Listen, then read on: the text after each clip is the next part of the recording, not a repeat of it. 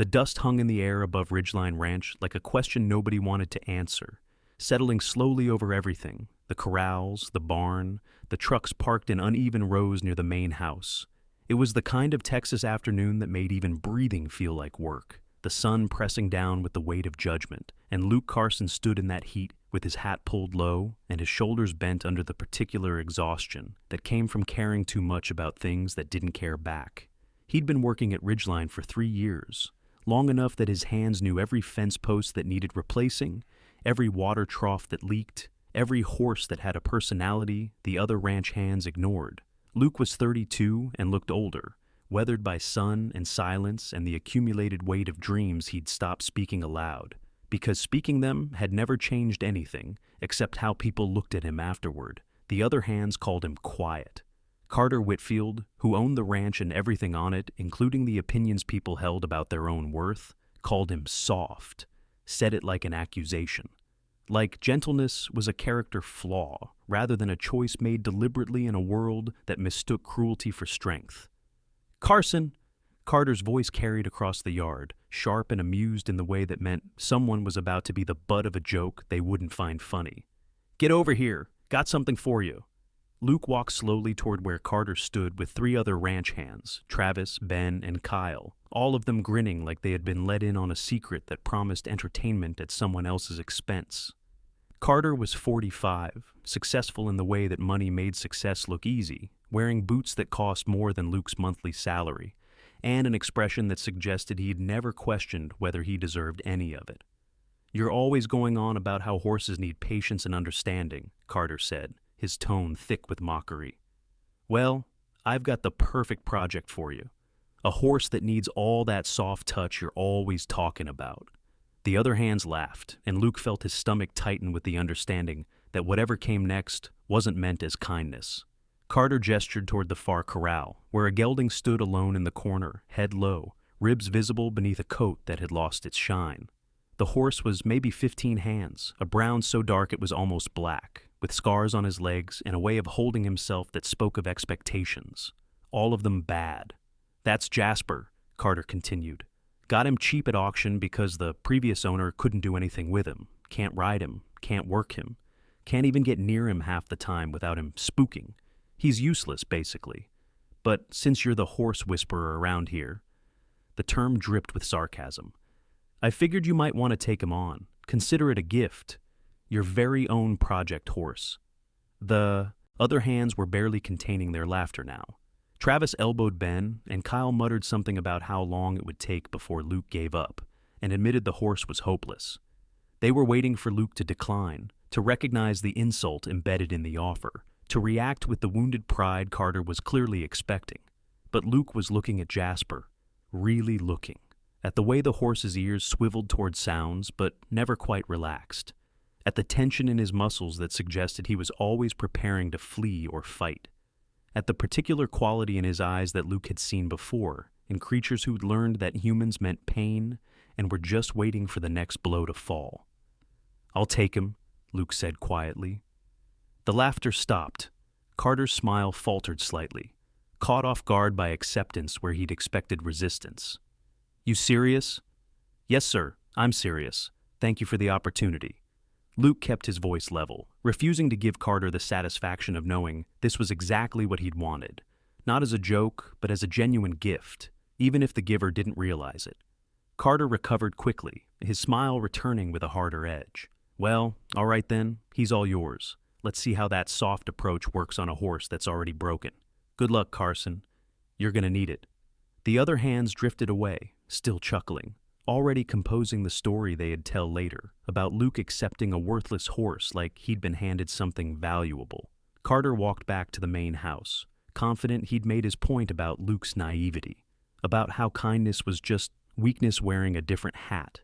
And Luke stood at the corral fence, looking at Jasper, feeling something shift in his chest that wasn't quite hope yet, but might become it if he was patient enough.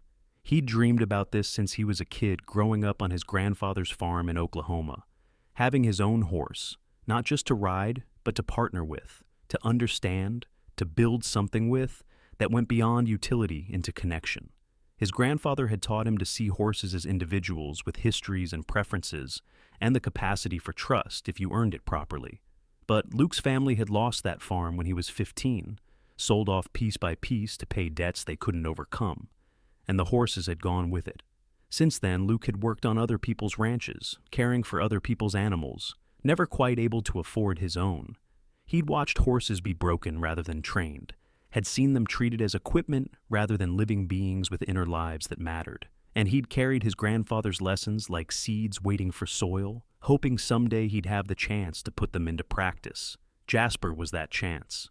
Even if Carter meant him as a joke, even if everyone expected Luke to fail, even if the horse himself was too damaged to ever fully heal. Luke approached the corral slowly, not entering yet, just standing at the fence where Jasper could see him but didn't have to feel trapped by his presence. The gelding's head came up immediately, ears pinned back, whites of his eyes showing. Every line of his body screamed distrust. "Easy," Luke said softly, though he was still 10 feet away. "I'm not here to hurt you, not here to force anything. Just wanted to introduce myself. Let you know you're not alone anymore." Jasper snorted, tossing his head, and retreated further into the corner, but his ears flicked forward briefly before pinning back again, a tiny sign of curiosity fighting with fear. Luke stayed at the fence for 20 minutes, not moving closer, not trying to interact, just being present, letting Jasper get used to the idea of a human who didn't immediately demand something or threaten violence. When he finally walked away to finish his work for the day, Luke felt Jasper's eyes following him, and wondered what the horse was thinking behind all that fear. That night, after the other hands had eaten dinner and retreated to their bunks or driven into town for beer and company, Luke returned to Jasper's corral with an apple and a bucket of water. The moon was nearly full, painting everything in silver that softened edges and made the world look less harsh than it felt in daylight. Jasper was standing in the same corner, but his head turned immediately when Luke approached, watching, waiting for the catch, for the moment when this human would reveal his true intentions. Luke set the bucket inside the corral gate, along with the apple sliced into pieces, then backed away. "These are for you, no strings attached. You eat when you're ready. I'll be here, but I'm not going to push." He sat down with his back against the fence post, close enough that Jasper could see him, but far enough that the horse wouldn't feel threatened. And he waited. The minutes stretched into an hour. Luke heard the other hands coming back from town, their trucks rumbling past, their laughter carrying across the quiet ranch. He heard the sounds of the barn settling, horses shifting in their stalls, the particular creaks and sighs of a place winding down for the night. And eventually, when the world had gone quiet enough that only crickets and distant coyotes provided soundtrack, Jasper took 3 tentative steps toward the water bucket. Luke didn't move, didn't speak, just sat there breathing slowly, making himself as unthreatening as possible while Jasper approached the offering. The horse drank deeply, his thirst overcoming his caution, and then nosed at the apple pieces. He ate them one at a time, pausing between bites to check if Luke was going to make any sudden movements. When the food was gone and the water drunk, Jasper raised his head and looked directly at Luke. For just a moment, their eyes met across the distance, and Luke saw past the fear to something underneath. Intelligence, maybe, or the memory of what it felt like to trust before trust became dangerous. "We're going to be all right," Luke told him quietly. "It's going to take time, and it's going to be hard. But we're going to figure this out together. I promise you that." Jasper didn't respond, of course, just stood there in the moonlight, a broken horse given as a joke to a man everyone thought was too soft for ranch work. Neither of them knowing yet that they were exactly what the other needed, that broken things could find purpose in each other, that sometimes the cruelest jokes became the greatest gifts if you were willing to see past the giver's intentions to the truth underneath. Luke stayed until midnight, just being present, letting Jasper get used to him, and when he finally rose to leave, his back stiff from sitting on hard ground, the horse took 1 step forward, just one, but it was toward Luke rather than away from him. Progress. The first step of a journey that would prove everyone wrong about what broken meant and what soft could accomplish when it was backed by stubborn determination and the refusal to give up on things that deserve saving. The ranch settled into darkness around them, and somewhere in the main house, Carter Whitfield slept soundly, convinced his joke had landed exactly as intended, completely unaware that he'd just given Luke Carson the one thing he'd been dreaming about his entire life: a chance, a horse, a purpose that went beyond surviving from paycheck to paycheck. The universe worked in mysterious ways sometimes, and occasionally, the people who thought they were being cruel were actually delivering exactly what was needed, even if they'd never understand the gift they'd given, or the transformation it would spark. Dawn came to Ridgeline Ranch like a whispered secret, the sun climbing over the eastern hills and painting the dust-covered buildings in shades of amber and rose. Luke had been awake since 4:30, his sleep interrupted by dreams of horses and storms, and his grandfather's voice saying things Luke couldn't quite remember when consciousness pulled him back to the narrow bunk in the ranch hand's quarters. He'd skipped breakfast with the others, grabbed coffee and a stale muffin, and headed straight to Jasper's corral. The gelding was standing in the same corner as always, but his head came up the moment Luke appeared, ears forward instead of pinned back. Recognition. The smallest possible acknowledgement that this human was different from the ones who'd come before. "Morning," Luke said softly, approaching the fence with the same patience he'd shown the night before. "Brought you some grain, figured you could use the calories." He'd bought the grain with his own money, ignoring Travis's comment about wasting wages on a horse that would never amount to anything. The other hands had laughed when Luke had loaded the feed into his truck, and Carter had watched from the main house porch with an expression that suggested he was enjoying the entertainment value of Luke's dedication to a lost cause. But Luke had learned long ago that other people's opinions were just noise if you knew your own mind, and he knew, with a certainty that went beyond logic, that Jasper wasn't a lost cause, just a scared one, and scared could heal if you gave it enough time and reason. Over the next week, Luke established a routine. He'd arrive at Jasper's corral before the official workday started, spend 30 minutes just being present, then return during his lunch break, and again after his regular duties were done. He never pushed, never forced, just offered food and water and quiet company, while Jasper decided whether trusting a human was worth the risk. The progress was measured in inches. On day 3, Jasper allowed Luke inside the corral without immediately retreating to the far corner. On day 5, the horse ate grain from a bucket while Luke sat just 6 feet away. On day 7, Jasper approached Luke voluntarily for the first time, sniffing his hand, testing whether this human smelled like threat or safety. "Good boy," Luke whispered when Jasper's nose brushed against his palm, the contact so brief it might have been imagination, except for the way it made Luke's chest tighten, with something that felt like vindication. "See? Nothing to be afraid of. We're just taking our time, building trust the right way." But if Luke was making progress with Jasper, he was losing ground with the other ranch hands. The jokes had evolved from good-natured teasing to something with sharper edges. Comments about how Luke was wasting time on a horse that would never be rideable. Suggestions that he cared more about that broken gelding than doing his actual job. "You planning to actually work today, Carson?" Travis called out one morning as Luke headed toward Jasper's corral before dawn. "Or are you going to spend another day playing horse therapist with that useless animal?" "I'll get my work done," Luke replied evenly. "Same as always." "Better," Carter added, appearing from the barn with his usual impeccable timing for maximizing discomfort. "Because I didn't give you that horse so you could neglect your responsibilities. I gave him to you as a lesson, about how not every problem can be solved with patience and kindness. Some things are just broken beyond fixing." Luke met Carter's eyes and saw the challenge there, the expectation that Luke would eventually admit defeat, that Jasper would prove untrainable, that the soft approach everyone mocked would reveal itself as naivety rather than wisdom. "With respect, sir, I don't believe that's true," Luke said quietly. "I think some things just need more time than people are willing to give them." Carter's expression hardened. "We'll see. But clock's ticking, Carson. I'm not running a rehabilitation center here. That horse needs to earn his keep or he's gone. You've got until the end of the month to show me he's worth the feed he's eating." 3 weeks. Luke felt the timeline settle onto his shoulders like a weight he'd been expecting, but hoping to avoid. 3 weeks to transform a traumatized horse into something Carter would consider valuable. 3 weeks to prove that patience wasn't weakness, and that broken things could heal if you refused to give up on them. The pressure intensified everything. Luke started arriving even earlier, staying even later, pushing himself to exhaustion, while trying not to push Jasper beyond what the horse could handle. It was a delicate balance, making progress quickly enough to meet Carter's arbitrary deadline, while moving slowly enough that Jasper's fragile trust didn't shatter.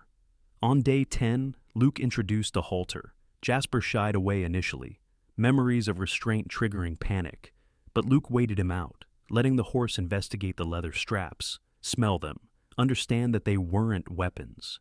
It took 45 minutes of patient coaxing before Jasper allowed the halter to slip over his head, and when it finally did, Luke felt tears prick at his eyes from the simple significance of that acceptance. "You're doing so good," he told Jasper, his voice thick with emotion he usually kept buried. "So brave. I know this is hard. I know humans haven't given you many reasons to trust, but I'm not them. I'm not going to hurt you. I promise." The gelding stood trembling, the halter foreign and frightening, but he didn't bolt, didn't fight, just stood there while Luke stroked his neck and spoke softly about nothing and everything, about his grandfather's farm, about the horses he'd known as a kid, about his dreams of having a partner instead of just a tool. They progressed to leading exercises. Luke would walk a few steps, and Jasper would follow, hesitant but willing, learning that the pressure of the lead rope didn't mean violence, learning that Luke's guidance could be trusted, that following didn't automatically result in pain. But 2 days before the end of Carter's deadline, disaster struck. Luke had been working with Jasper in the round pen, asking him to move in circles, teaching him to respond to voice commands and body language. The session had been going well, Jasper moving smoothly, ears forward, actually seeming to enjoy the work. And then Kyle had driven past on the tractor, the engine backfiring with a sound like a gunshot. Jasper exploded. All the progress they had made evaporated in an instant as the horse went wild with panic, rearing and kicking, his eyes rolling white with terror that went beyond the present moment into remembered trauma that hijacked his entire nervous system. Luke tried to stay calm, tried to use his voice to bring Jasper back from whatever hell the sound had transported him to, but the horse was beyond reaching. He slammed into the fence hard enough that Luke heard wood crack, then wheeled and charged toward the opposite side, completely out of control. "Jasper!" Luke called, but his voice was lost in the chaos of hooves and dust and fear made manifest. It took 20 minutes for Jasper to calm down, enough that Luke could approach him. The horse was shaking, covered in sweat, his legs scraped from where he'd hit the fence, and the look in his eyes was pure defeat, like he'd believed for a moment that things could be different and had just been proven violently wrong. "I'm so sorry," Luke whispered, reaching out slowly to touch Jasper's neck. The horse flinched but didn't pull away. "I'm sorry. I should have warned you. Should have prepared you better. But we're not done. You hear me? This doesn't mean we failed. It just means we have more work to do." But when Luke finally led Jasper back to his corral, he found Carter waiting with Travis and Ben, all three of them wearing expressions that confirmed Luke's worst fears.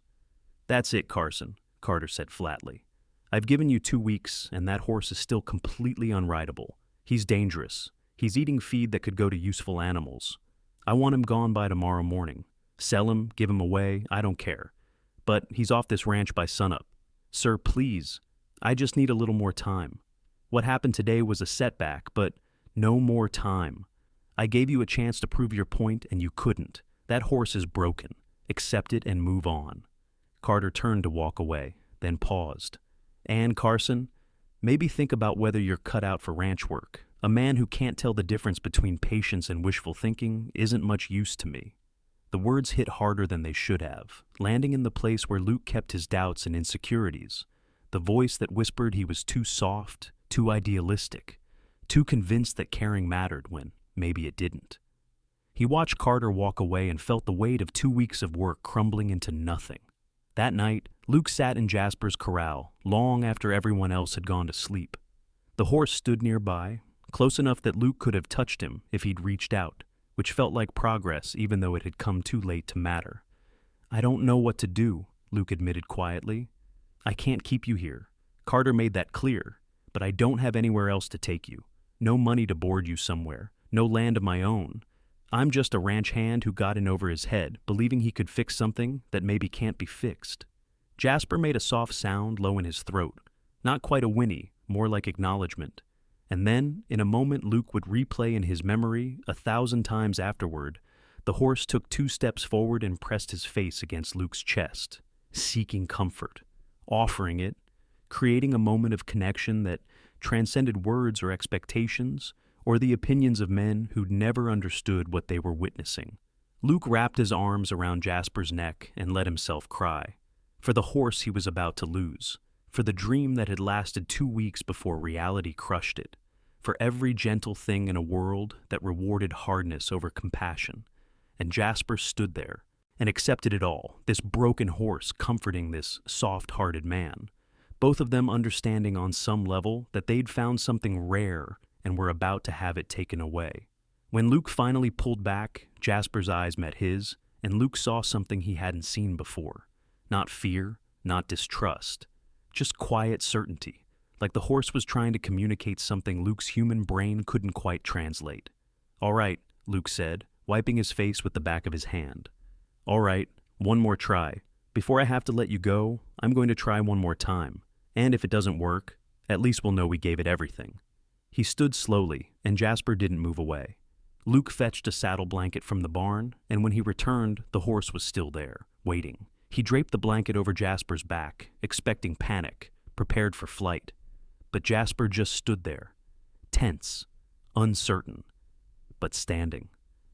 "Good boy," Luke breathed. "So good." He let Jasper wear the blanket for 5 minutes, then removed it. No saddle, no attempts to ride, just showing the horse that weight on his back didn't have to mean pain. That gear didn't automatically signal violence. And when Luke removed the blanket and Jasper turned to look at him, with what might have been approval or might have been surprise that nothing bad had happened, Luke felt a tiny flame of hope reignite in his chest. Tomorrow was the deadline. Tomorrow Carter expected Jasper gone. But tonight, in the quiet darkness with only the stars as witness, Luke and Jasper had broken through something. Not completely, not dramatically, but enough that Luke thought maybe, just maybe, one more day might give them the miracle they needed. He didn't sleep that night, just sat with Jasper until dawn, both of them waiting for whatever came next, hoping it would be something better than what everyone expected. The storm rolled in just after dawn, turning the Texas sky from pale blue to the color of old bruises in the space of 30 minutes. Luke stood at Jasper's corral, watching the clouds build like monuments to chaos, and felt something shift in the air that had nothing to do with barometric pressure and everything to do with the particular tension that preceded transformation.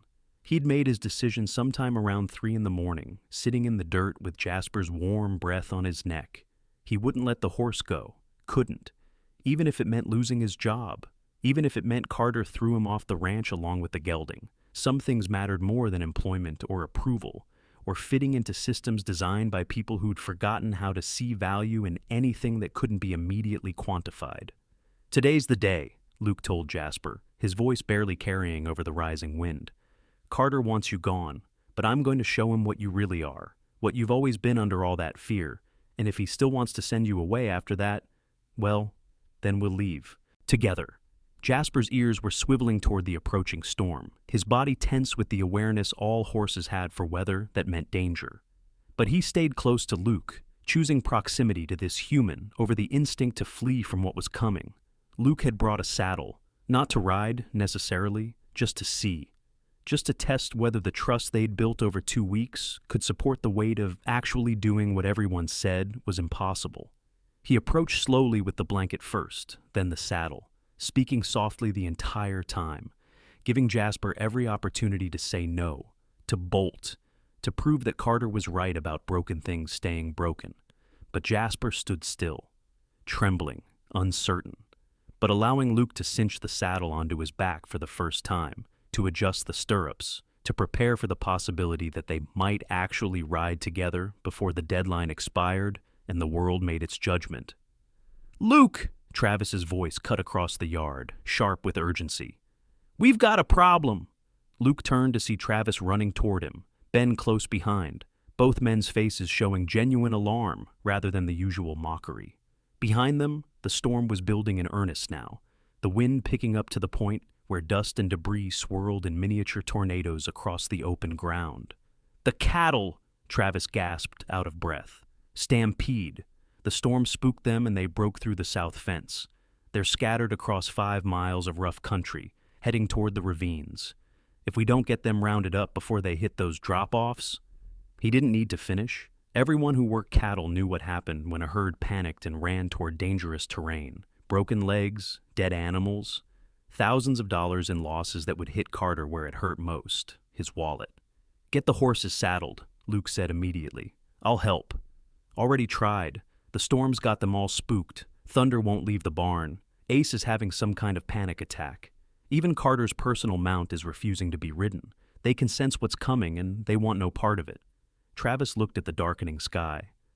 "Carter's calling in the trucks, but vehicles can't reach half that terrain. We're going to lose most of the herd." Luke felt his heartbeat accelerate. The cattle were worth more than everything else on the ranch combined. If they were lost, Carter would be ruined.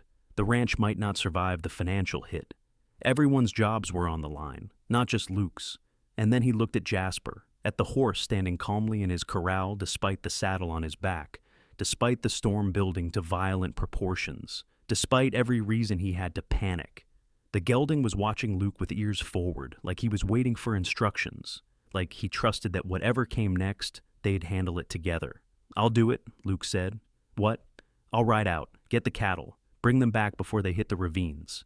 Luke was already moving toward Jasper's corral, his decision made in the space between heartbeats. "Carson, are you insane?" Ben grabbed his arm. "You've never even ridden that horse. You don't know if he can handle a storm, handle cattle, handle anything. He's broke, remember? That's why Carter was getting rid of him." "He's not broken. He never was. He was just scared. And I've spent 2 weeks showing him there's nothing to be scared of." Luke pulled free and climbed through the fence rails. "Tell Carter I'm going after the herd. Tell him if I bring them back, Jasper stays. That's the deal." "And if you don't come back?" Luke didn't answer, just approached Jasper, placed one hand on the saddle horn, one foot in the stirrup, and in a movement that felt both terrifying and inevitable, swung himself up onto the gelding's back for the first time. For a moment, nothing happened. Horse and rider stood frozen in a tableau of mutual assessment. Jasper processing the weight, the pressure, the vulnerability of having a human on his back, and Luke holding his breath, waiting to see if 2 weeks of trust would hold or shatter under the reality of being ridden. Then Jasper took one step forward, then another, and Luke exhaled, feeling the movement beneath him, the power and intelligence and willingness that had always been there waiting for someone patient enough to find it. "Good boy," Luke whispered. "Now let's go do something impossible." He guided Jasper toward the gate, and Travis moved quickly to open it, his face showing disbelief and maybe a grudging respect. As they passed through, Luke saw Carter emerge from the main house, his expression unreadable as he watched his joke horse carry the soft ranch hand toward the storm everyone else had been too afraid to face. The ride started at a trot, Luke testing Jasper's responses, feeling how the horse moved beneath him, learning the language of their partnership in real time as the wind built and the first fat raindrops began to fall. They had 5 miles to cover, 5 miles of rough terrain, in worsening weather, to find a scattered herd and somehow convince hundreds of panicked cattle to follow them home. It was impossible. Everyone knew it. Luke knew it, but Jasper didn't seem to know it. The horse moved with increasing confidence, his ears forward, his gait smooth despite the uneven ground. And when Luke asked him for more speed, Jasper gave it willingly, accelerating to a canter that ate up distance with the efficiency of an animal who'd been born to run and had finally been given permission. The storm hit in full force when they were 3 miles out. Rain came in sheets that turned visibility to nothing. Lightning cracked so close Luke could smell ozone, and thunder rolled like artillery fire across the prairie. Any sensible horse would have balked, refused, demanded to return to shelter. Jasper ran faster. Luke found the herd scattered across a mile of rough country, the cattle bawling in terror as they ran in every direction, some already dangerously close to the ravines that would kill them if they went over. He could see the drop-offs in the distance, dark tears in the earth that meant death to anything that fell. "All right, partner," Luke said, leaning forward in the saddle, his voice barely audible over the storm. "Time to show everyone what you really are." And Jasper showed them. The gelding moved like he'd been working cattle his entire life, cutting left and right with precision that seemed impossible for a horse who'd supposedly never been trained. He responded to Luke's smallest cues, a shift of weight, a subtle leg pressure, and anticipated what needed to happen before Luke fully formed the thought. Together, they gathered the scattered cattle, pushing them away from the ravines, herding them into a loose group that gradually tightened as more animals joined. Jasper was everywhere at once, blocking escape routes, turning stragglers, moving with the speed and intelligence of a cutting horse worth 10 times what Carter had paid for him. The rain continued, the lightning continued, but Luke and Jasper continued too, working in perfect synchronization, proving that 2 weeks of patient trust building could create a partnership stronger than years of conventional training forced through fear and dominance. By the time they had the herd moving toward home, Luke had lost all sense of time. He was soaked through, exhausted beyond measure, but riding a horse who seemed tireless, who ran through the storm like it was just weather rather than an obstacle, who carried both rider and responsibility with the dignity of an animal who'd finally found his purpose. The sun broke through the clouds just as they crested the ridge overlooking Ridgeline Ranch. Luke pulled Jasper to a stop and looked down at the scene below, the ranch buildings, the corrals, and gathered at the gate, every ranch hand who worked there, plus Carter himself, all of them staring up at the impossible sight. Luke Carson, the soft ranch hand everyone mocked, riding Jasper, the broken horse given as a joke, bringing home nearly the entire herd through a storm that had sent every other horse on the ranch cowering in the barn. Luke urged Jasper forward, and they descended the ridge at a controlled canter, the cattle following docilely. And as they approached the gate, the gathered men moved aside in silence, not because they'd been told to, but because they were witnessing something that demanded respect, even if they couldn't quite name what it was.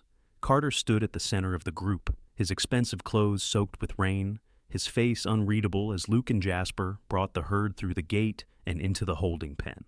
When the last cow was secured, Luke dismounted slowly, his legs shaking from exhaustion and adrenaline, and stood beside Jasper, one hand on the horse's neck, waiting for Carter's verdict. The silence stretched. Rain dripped from hat brims and fence. Posts. Somewhere in the distance, thunder rumbled its retreat. Finally, Carter spoke. I was wrong. 3 words, simple and profound, and costing him more than money ever could. About the horse, about you, about what soft means. Carter stepped forward, and Luke saw something in his face that looked almost like humility. I gave you that horse as a joke, to prove you were naive, to teach you that not everything broken can be fixed, but you taught me something instead, that maybe I don't know half as much as I thought I did about horses, or people, or what makes either one valuable. He reached out and rested his hand on Jasper's shoulder, and the horse, who 2 weeks ago would have shied from any touch, stood calmly and accepted it. The horse is yours, Carson. Officially. I'll sign over the papers, and if you want to keep working here, I'd be honored to have you, but I understand if you'd rather move on. Either way, you've earned my respect, both of you. Luke felt something loosen in his chest, some tension he'd been carrying so long he'd forgotten it was there. I'd like to stay, if the offer's genuine. It is, and Luke? Carter met his eyes. I'm sorry, for the joke, for not seeing what you were doing, for measuring worth by the wrong standards. You and that horse just saved this ranch. I won't forget that. The other ranch hands began moving away, returning to their duties, but their glances toward Luke held something different now. Not mockery, not pity, just recognition that they'd witnessed something rare, the kind of partnership between human and horse that transcended training or ownership and entered territory most people only ever heard about in stories. Travis approached as Luke was unsaddling Jasper, moving slowly to let the exhausted horse rest. That was incredible, man. I've never seen anything like it. The way you two moved together, like you'd been partners for years. We are partners, Luke said simply. That's what I was trying to build, not obedience, not submission. Just trust that goes both ways. He took care of me out there as much as I took care of him. I'm sorry we laughed about you spending time with him, about calling him worthless. We were wrong. Luke nodded, accepting the apology because holding grudges served no purpose. He was never worthless, just needed someone to see past the fear to what was underneath. We all do, I think. We're all a little broken, just looking for someone patient enough to help us heal. That evening, after the storm had passed completely and the ranch had settled back into its routines, Luke sat with Jasper in the corral that was now officially theirs. The gelding's head rested against Luke's shoulder, both of them exhausted but content, and Luke thought about the journey from joke to miracle, from broken to whole, from outcast to hero.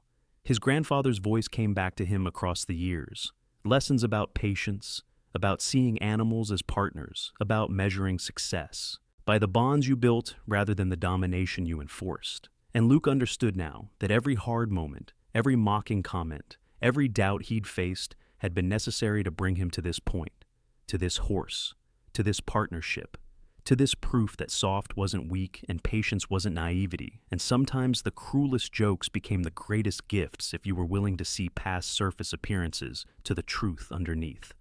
"You know what the funny thing is?" Luke said quietly, scratching behind Jasper's ears. "Carter thought he was teaching me a lesson, but he gave me exactly what I'd been dreaming about my whole life, a horse of my own, a chance to prove what I believed, a purpose that goes beyond just surviving." Jasper made a soft sound that might have been agreement, or might have been contentment, or might have been the equine equivalent of saying that sometimes the universe worked in mysterious ways, and the best things came from unexpected places. They sat together as the stars emerged, one by one, punching holes in the darkness and reminding anyone who cared to look that light always followed storms, that broken things could heal, and that the softest hearts often proved strongest when the world demanded courage over cruelty. The ranch settled into night around them, and somewhere in the main house, Carter Whitfield sat at his desk, rewriting his understanding of value and strength and what it meant to lead with wisdom rather than assumptions. He'd given a broken horse to a soft man as a joke, completely unaware that he was actually delivering a dream and setting in motion a transformation that would change not just 2 lives, but the entire culture of how things were done at Ridgeline Ranch. And on the prairie beyond the fences, the wind whispered through the grass about patience and trust and the particular magic that happened when damaged souls found each other and chose to heal together, proving that sometimes the most valuable things in life came disguised as jokes, and the greatest strength lived in those brave enough to stay soft in a world that rewarded hardness. Luke and Jasper remained there until the moon climbed high, both understanding that they'd found what they'd been searching for, not perfection, not easy answers, but a partnership built on mutual respect and the stubborn refusal to give up when everyone else said to quit. The broken horse and the soft man, the joke that became a miracle, the dream delivered by someone who never intended to give a gift at all.